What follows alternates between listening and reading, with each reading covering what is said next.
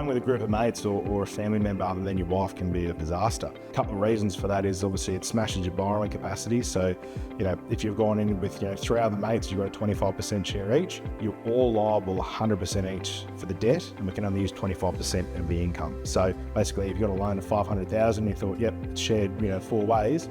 Bank doesn't see it like that. It's 500 for each of you. So you're smashing your borrowing capacity right away. But probably the biggest one is that when your life goal changes, if you're not on the same page, or your brother wants to move overseas and do all these type of things, and you want to stay and you get married, or you have kids, you might want to play it safe, or someone else might play it different. And that can be a real, tragedy in some families or friendship groups when the goals change and people don't align, and that's where, the clause can really come out. So I'm very, very cautious of that. It's not something that I'd recommend if I was doing that. Honestly, at the moment, there are so many options for getting into the market where we didn't have these, multiple years ago. There was no 5% government guarantor. I've got a lender on my panel that'll do a 3% deposit for investor new to bank, on interest-only terms. So, you can use things like guarantor for investment properties and owner-occ, and there's self-managed super funds, which have been a lot more easier.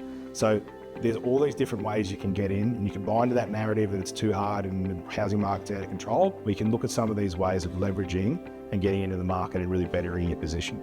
If you're going to buy something for $500,000 and you've got to pay, $15,000 lender's mortgage insurance, again, it's not insurance for the property, it's the insurance that if you default on a loan, the bank will still get their money. So you're paying 15 grand for that, but it's obviously based on your risk rating, that if we can't get to that 20% deposit, we've got to pay that. But let's look at that. If we had to save a 20% deposit and that property you bought for 500,000, becomes 700,000, the goalposts keep getting further away. It allows you to basically shortcut, get that property for 500,000, and then in 2 years' time, if it's worth 700,000, and you can refinance away and maybe get yourself a better rate. So if you paid 15,000 to get a property that made you 200,000, it's actually not a bad deal.